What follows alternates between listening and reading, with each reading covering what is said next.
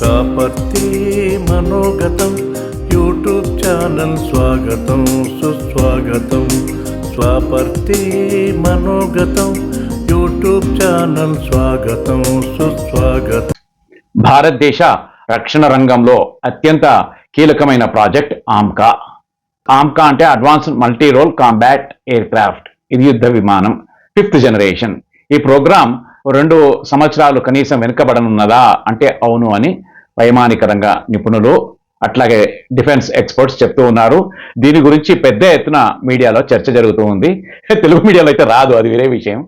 నేను సుమారుగా 15 నుంచి 20 వీడియోస్ ఎక్స్పర్ట్స్ రక్షణ రంగంలో, వైమానిక రంగంలో, పైలట్స్ అట్లాగే ఎయిర్ ఫోర్స్ రంగంలో నిపుణులు చర్చ చేస్తూ ఉన్నారు. అంటే ఒక విషయం మీకు చెప్పాలి, దేశ రక్షణ రంగకు ముఖ్యంగా మిసైల్స్ బాగా డెవలప్ చేసుకున్నాం. పృథ్వీ, అగ్ని ఇవన్నీ కూడా, అట్లాగే మన రకరకాలైన మిసైల్స్, వాటిలో కొన్నేమో క్రూజ్ మిసైల్స్, కొన్నేమో బ్యాలిస్టిక్ మిసైల్స్. అంటే మిసైల్స్ కూడా రకరకాలుగా ఉంటాయి. క్రూజ్ మిసైల్స్ అని, బ్యాలిస్టిక్ మిసైల్స్ అని.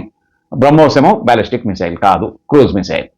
అట్లాగే అగ్ని, పృథ్వీ ఏమో బ్యాలిస్టిక్ మిసైల్స్. ఈ విషయాన్ని గమనించాలి.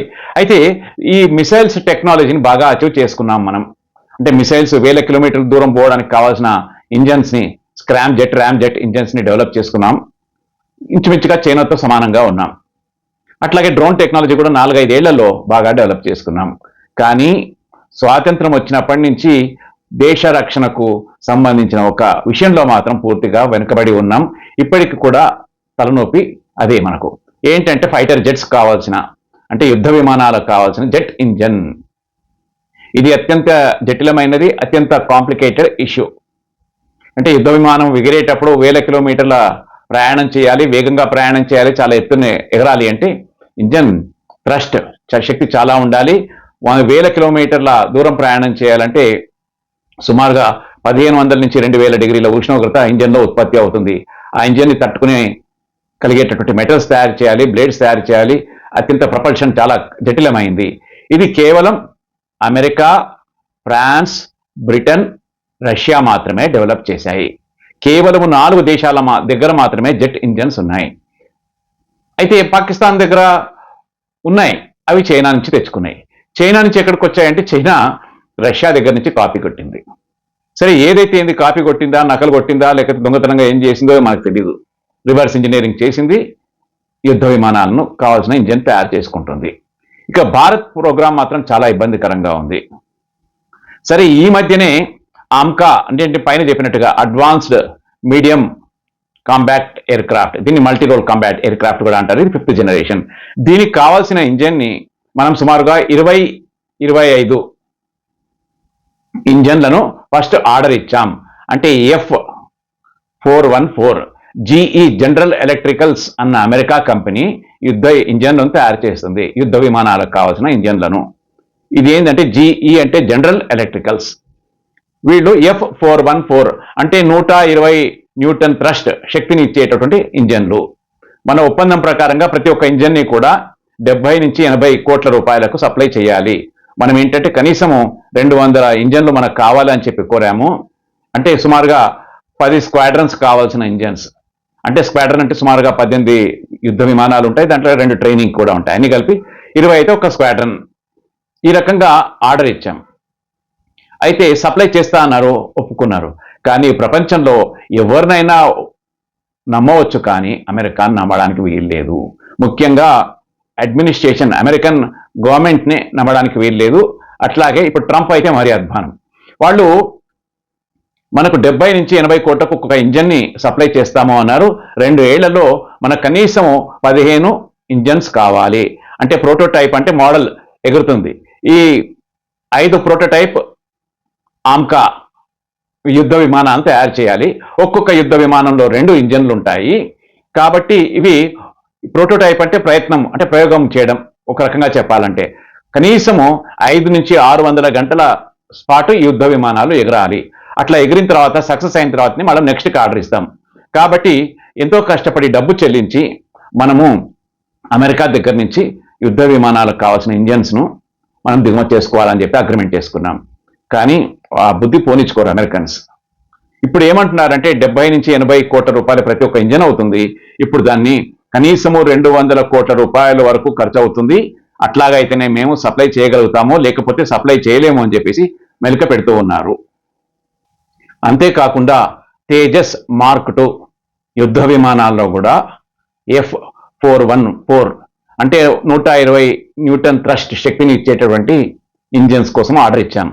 కనీసము మనకు 200 ఇంజన్స్ కావాలి మార్క్ 2 తేజస్లో అని చెప్పాము.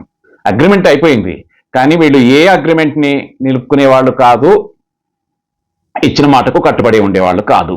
కాబట్టి ఇప్పుడు మెలిక పెట్టడం వల్ల భారత్ యొక్క తేజస్ 2 యుద్ధ విమానాలకు కావాల్సిన ఇంజన్లు దొరకడం లేదు. అట్లాగే ఆమ్కా కూడా ఒక 1 or 2 years అన్న కనీసం వెనకబడింది.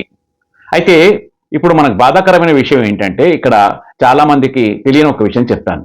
తేజస్ మార్క్ 2 ఇంజన్లో రాలేదు, కానీ విమానాలు అయితే సిద్ధమైనాయి. సుమారుగా 15 నుంచి 20 విమానాలు సిద్ధమయ్యాయి.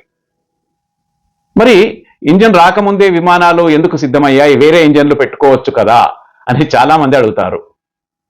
వైమానిక రంగంలో యుద్ధ విమానాలను తయారు చేసే పద్ధతి ఎట్లా ఉంటుందంటే, ప్రపంచంలో అది అమెరికా కావచ్చు, ఫ్రాన్స్ కావచ్చు, రష్యా కావచ్చు, బ్రిటన్ కావచ్చు, ఫస్ట్ ఇంజన్ డిసైడ్ అవుతుంది. ఇది సెంటర్ పాయింట్.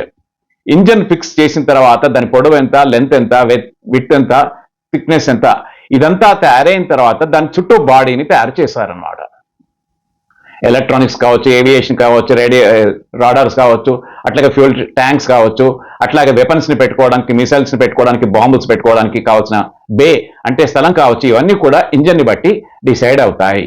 కాబట్టి మనం ఏం చేసినామంటే, పలానా ఇంజన్ కావాలని చెప్పి మనం డిసైడ్ చేసాం కాబట్టి, ఆ ఇంజన్ సైజు మనకు తెలుసు కాబట్టి దాని చుట్టూ యుద్ధ విమానాలను తయారు చేసుకున్నాం. హెచ్ఏఎల్లో తేజస్ 1 ఇంజన్లు అంటే మనం అమెరికాతో 040 GEF04 కోసమని ఆర్డర్ ఇచ్చాము. విమానాలు తయారయ్యాయి. ఇంజన్లు మాత్రం ప్రతి సంవత్సరము మేము 25 నుంచి 30 ఇంజన్లు సప్లై చేస్తామని చెప్పారు. ఇప్పటికీ 2 ఏళ్ళు అయింది, 4 లేదా 5 ఇంజన్లు కూడా రాలేదు. అంటే చెప్పిన మాటకు వాళ్ళు కట్టుబడి ఉండరు. ఎందుకంటే అమెరికా యొక్క పాలకుల యొక్క ముఖ్య ఉద్దేశం ఏంటంటే, GE వాళ్ళు సప్లై చేయాలి అని నిర్ణయించినా కానీ అమెరికా యొక్క పాలకుల యొక్క ఒత్తిడి మేరకు వాళ్ళు ఆపుతున్నారు, కుంటి సాకులు పెట్టి. అంటే భారతదేశము స్వతంత్రంగా యుద్ధ విమానాలకు కావాల్సిన ఇంజన్లు తయారు చేసుకుంటే తమ యొక్క ప్రభావము తగ్గుతుంది.